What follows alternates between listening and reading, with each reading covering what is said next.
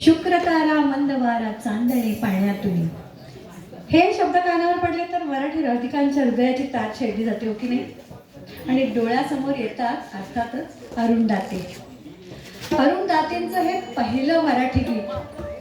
पण ह्या गाण्यानंतर त्यांच्या आयुष्याला अक्षरशः कलाटणी मिळाली आणि ते मराठीमधले अत्यंत लोकप्रिय गायक म्हणून प्रसिद्ध झाले.